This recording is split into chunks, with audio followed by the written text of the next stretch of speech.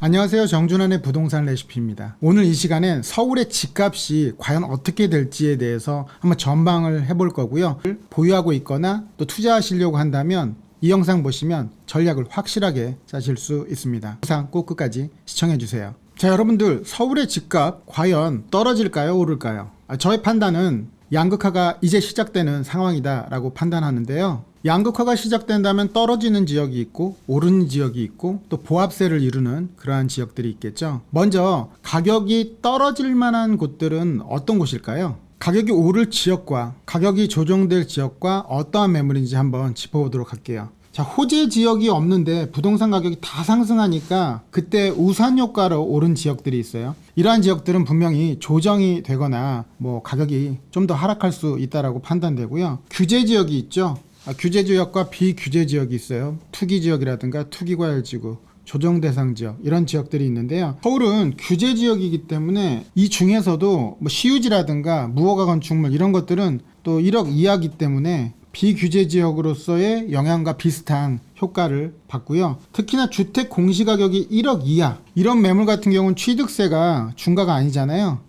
중과가 아니기 때문에 이러한 지역들이 가격이 올랐다가 시장이 조정이 되면서 이거 잘 안 팔리네, 이런 상황들이 생길 수 있다라고 판단되고요. 그리고 토지거래 허가 지역에 허가가 대상이 아닌 비대상 매물들이 가격이 좀 조정이 될 거라고 보는데요. 이 물건들이 상당히 많이 올랐어요. 토지거래 허가 지역은 말 그대로 실거주 아니면 살 수가 없잖아요. 그래서 이 규제를 피한 그러한 매물들이 있는데요.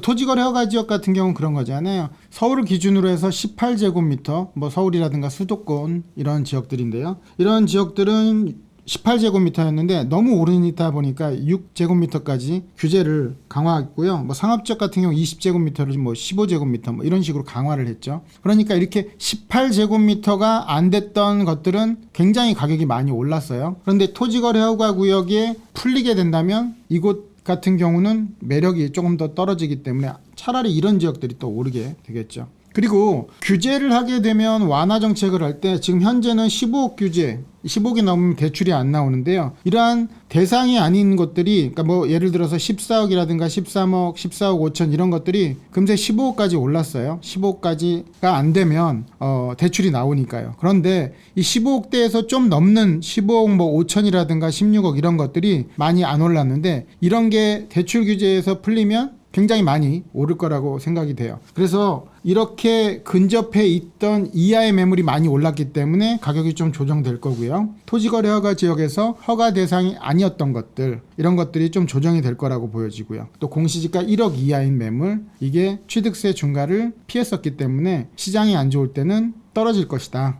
규제 지역을 피해서 이렇게 될 거고요. 자, 그러면 떨어지는, 조정되는 곳이 있다면 가격이 오르는 지역이 있겠죠. 양극화가 된다고 제가 얘기 드렸으니까. 자, 이렇게 상승 지역들은 생활권 계획지구라고 해서 서울의 강남북 균형 발전을 위해서 지정해 놓은 곳들이 있는데요. 이런 지역들은 개발에 대한 호재가 있기 때문에 상승 여력이 상당히 높고요. 역세권에 대한 개발 지역도 계속적으로 얘기가 나올 건데 이런 지역들도 상승이 될 수 있고요. 또 중공업 지역에 대한 개발도 있죠. 중공업 지역이 낙후되어 있기 때문에 복합 개발을 한다고 서울시에서도 많은 개발 계획을 발표했었죠. 한강변에 대한 얘기가 상당히 뜨거워질 거로 보여지는데요. 이 부분 잘 관심 갖고 보시면 좋을 것 같고요. 모아타운 같은 경우는 21곳을 지정했죠. 대상지가 있고 후보지가 있는데 이런 지역들이 규제는 있습니다만, 워낙에 서울에 관심이 많은 분들은 이런 지역들을 관심을 더 갖고 있기 때문에 이러한 지역들 역시도 추가 상승은 예상되고요.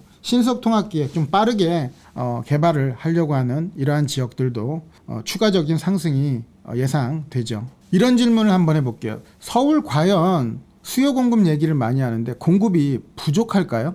이에 대해서 저는 부족하다라고 먼저 말씀을 드리고 싶고요.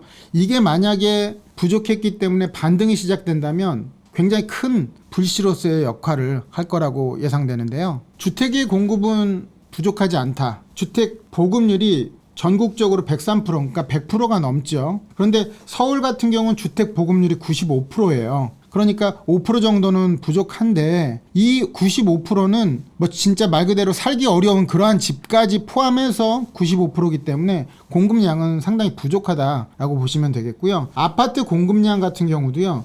22년 9월부터 23년 9월까지 공급량이 39,000세대, 그러니까 4만 세대 정도밖에 안 되는데요. 그 다음 해 23년 10월부터 24년까지 10월까지는 2만 1,000가구밖에 되지가 않아요. 세대밖에. 그 다음에는 굉장히 적어지는데요.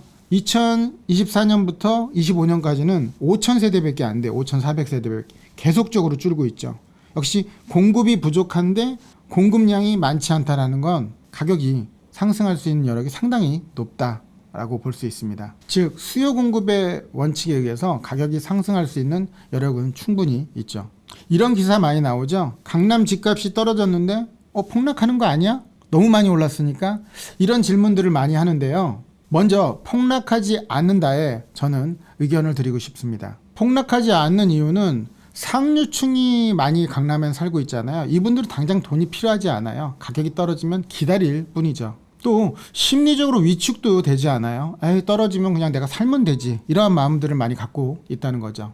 따라서 강남 집값은 폭락하기는 어렵지 않나 라고 조심스럽게 예상해 보고요. 그럼에도 불구하고 만약에 떨어진다면 어떻게 될까요? 앞서 얘기했던 것처럼 반등의 폭이 굉장히 커질 것이다, 이렇게 예상을 해볼 수 있는데요. 먼저 최근에 분양가 상한제라든가 이런 것들 때문에 분양가에 반영이 못 됐던 것들이 있어요. 예를 들자면 기본형 건축비라든가, 이 건축비 같은 경우 상승분이 2022년 6월 대비해서 현재는 2, 3% 정도가 상승을 했어요. 그만큼 물가도 상승했고 뭐 철근 값이라든가 여러 가지가, 인건비라든가 많이 뛰었죠. 또 추가로 미반영된 명목의 부분들이 있는데 이게 향후 분양가에 책정을 하게 됩니다. 예를 들어서 명도 소송비라든가 세입자가 주거를 이전할 때 이전비, 이런 것들도 포함하게 되고요. 장사하는 상인들에게 영업 손상비, 이런 것들도 추가적으로 상승해서 포함하게 됩니다. 따라서 어떤 분양가를 산정함에 있어서 들어가지 않았던 것들이 들어가게 되기 때문에 분양가는 상당히 오를 수밖에 없고요. 그렇게 되면 당연히 매매가도 오를 수밖에 없겠죠. 자, 그러면 이렇게 양극화 시장이 발생될 건데요. 서울의 주택은 언제 사면 좋을까요? 투자자의 움직임을 잘 볼 필요가 있는데요. 일단 내년 초반에 투자자들은 움직일 겁니다. 내년 초반까지는 가격이 떨어질 거라고 판단을 할 거고요. 그리고 나서 서울 개발 계획이 많은 곳, 이렇게 나오는 곳들을 관심 갖고 매입하게 될 겁니다. 서울의 공급 부족에 대한 공급 계획은 계속적으로 발표를 할 거고요. 예를 들자면 2040 도시 기본계획이라든가 2030 도시환경 정비 기본계획, 재개발하는 곳들이죠. 그리고 모아타운과 신속 통합계획, 이런 지역들의 개발 계획은 계속적으로 나올 거고요. 이 지역을 눈여겨서 볼 겁니다. 여러분들은 이 지역을 남들보다 반발 앞서게 매입하신다면, 그렇다면 좀 더 저렴하게 매입하는 그런 기회가 될 수 있고요. 그러면서 호재 지역의 거래량이 상당히 급증할 거라고 예상해 볼 수 있죠. 자, 그래서 투자자의 움직임을 잘 파악해라, 이 부분을 여러분들은 간과하지 마시고요. 자, 그러면 매수를 하는 분들의 유형별 대응 전략에 대해서 한번 얘기 드려볼게요. 먼저 무주택자분들이 있죠. 이렇게 주택을 갖고 있지 않은 분들은 청약 점수가 높은 분들이 있을 거예요. 이런 분들은 청약을 기다려야겠죠. 그리고 기타 무주택자분들은 관망을 할 필요가 있는데요. 이런 대출 규제가 중장기적으로는 풀리게 어쨌든 될 겁니다. 이렇게 대출 규제가 풀릴 때까지는 좀 기다리거나, 아니면 이제 경매나 공매 물건들이 좀 많이 나올 거예요. 이런 매물에 대해서 관심을 갖는다면 성공된 어떤 내 집 마련을 할 수 있을 거라고 판단되고요. 그 다음에 1주택자 분들이 있어요. 주택을 하나를 갖고 있는데 이런 분들이 옮겨 가시려고 하는 분들이 있어요. 당연히 상급지로 갈아타야 되겠죠. 내가 집값 떨어질 것 같아, 혹시 비싼 게 떨어지는 폭이 크지 않을까, 이런 생각은 하지 마시고요. 하급지로 옮기려고 한다면 차라리 갖고 있는 게 나을 수 있습니다. 자, 그리고 다주택자분들 중에 상급지의 물건을 보유하고 있는 분들이 있는데요. 집값이 조정되고 떨어진다 하더라도 보유하는 쪽에 저는 무게감을 둘 거고요. 지역적 양극화는 분명히 존재할 겁니다. 좋은 지역은 계속적으로 오를 수 있는 그러한 어떤 힘이 있기 때문에 그런 거고요. 그리고 다주택자분들 중에 하급지, 그러니까 가격 상승폭이 좀 적었던 것들은 매도하시는 게 좋을 것 같아요. 그래서 이런 하급지에 있는 물건을 보유하고 있는 다주택자분들은 좀 심각하게 생각하셔서 매도를 하시는 게 좋다, 이렇게 얘기 드리고 싶고요. 특히나 이제 개발 호재가 없는 지역들이 있을 거예요. 이런 지역들은 특히 매도 쪽에 무게감을 두시는 게 좋을 것 같습니다. 자, 그럼 이렇게 하급지거나 아니면 가격이 떨어질 만한 매물은 뭘까요? 특히나 이제 나홀로 같은 경우는 매력이 떨어지기 때문에 이러한 나홀로도 많이 올랐지만